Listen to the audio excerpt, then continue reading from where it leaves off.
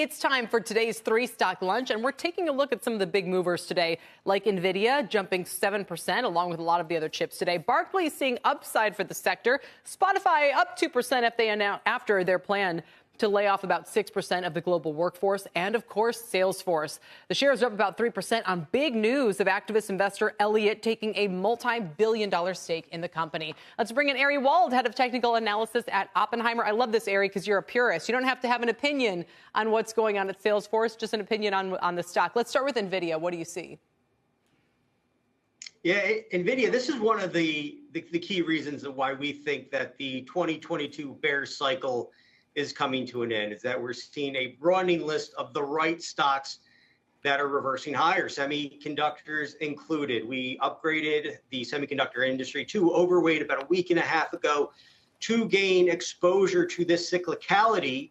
And NVIDIA is one of the several names in the group. It's if you look across that industry, you got several names that are moving above their 200-day average, reversing their prior decline, and we think that strength continues.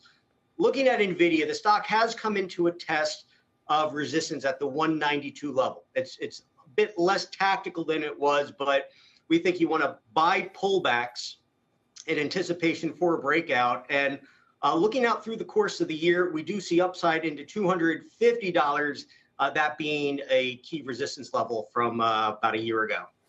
Well, let's move on to stock number 2, and that would be Spotify, Ari.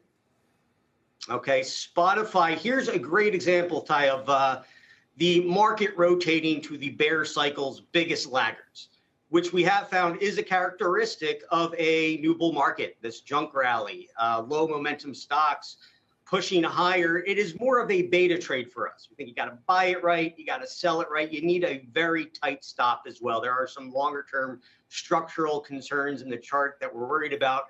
But it is a stock that has moved above its 200-day average, nonetheless, for the first time in a year. So as long as you're above today's gap, let's call it support at $99, the next key resistance comes in at 125, which is the upside that we're thinking about over the coming weeks to months. All right. So that brings us to Salesforce, area. And what do you make of this one?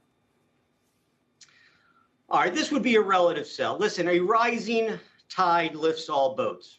If we're right about the market, most likely Salesforce rises with the market over the coming months. The thing with Salesforce, why we're less convinced about it, it has been relatively weaker. It's a stock that is still trading below its 200-day moving average, which is sloped lower as well.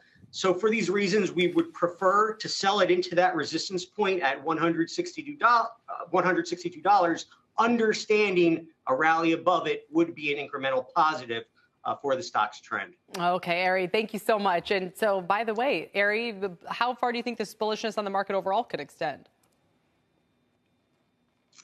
I'd be playing along the lines that this is the start of a bull market coming out of a non-recessionary bear market.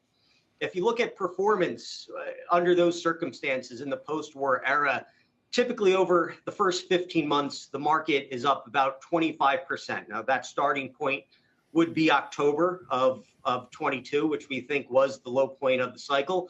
But that gets us to 4,400 on the S&P 500 through the course of the year. So we do still see more upside even after recent strength. Yeah.